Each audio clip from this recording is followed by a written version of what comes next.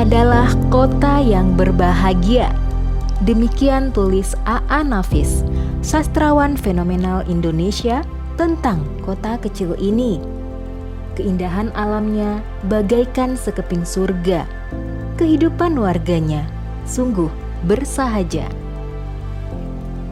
Berada di posisi yang strategis, menjadi perlintasan antar kota, pada masa lalu merupakan pintu gerbang perdagangan di kawasan Sumatera Tengah. Tak jarang Padang Panjang disebut Simpul Sumatera. Kota seluas 23 km persegi ini menjadi pelopor berkembangnya pendidikan Islam modern di Sumatera di awal abad ke-20, sehingga kemudian lebih dikenal sebagai Kota Serambi Mekah. Padang Panjang juga berhasil melanjutkan sejarah sebagai kota pendidikan di Sumatera. Ada perguruan Kawali Putra, Diniyah Putri, Kauman Muhammadiyah, Institut Seni Indonesia, dan lain-lain yang sudah melegenda. Ribuan pelajar telah datang belajar dan lulus pendidikan di Padang Panjang. Selama itu, kota Padang Panjang telah menjadi kota tujuan bagi kedatangan orang-orang untuk berbagai maksud. Hari ini, Padang Panjang tetap berperan sebagai Simpul Sumatera dengan aktivitas perdagangan yang terus menggeliat.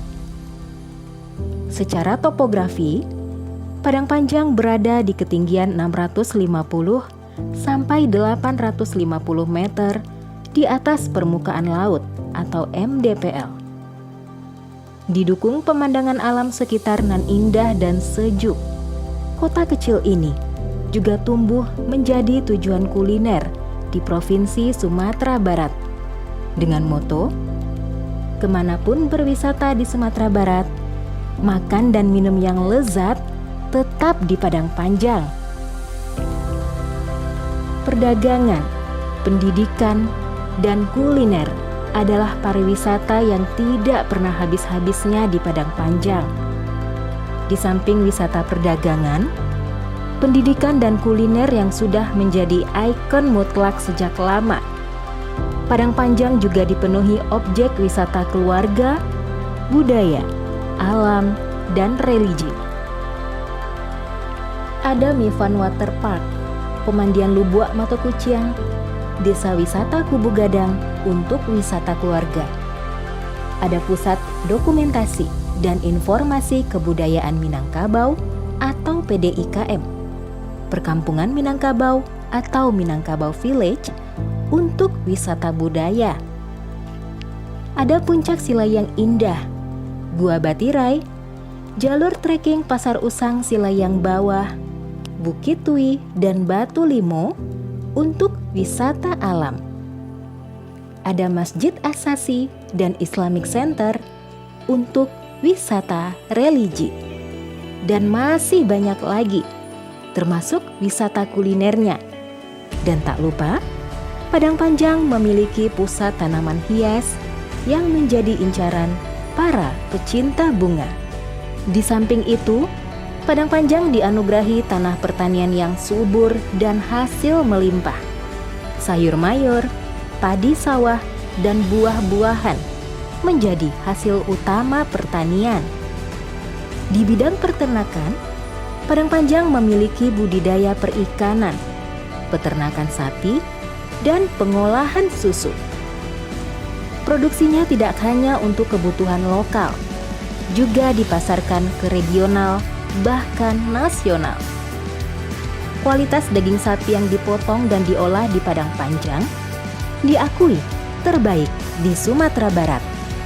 Maka, jangan heran, kuliner yang berbahan baku daging selalu menjadi incaran pendatang yang berkunjung ke Padang Panjang. Secara administratif, Padang Panjang memiliki 2 kecamatan dengan 16 kelurahan. 8 kelurahan di Kecamatan Padang Panjang Barat dan 8 kelurahan di Kecamatan Padang Panjang Timur. Dengan jumlah penduduk yang cuma 50-an ribu saja, pelayanan pemerintah sangat memudahkan warga. Pelayanan pun sudah berbasis teknologi informasi.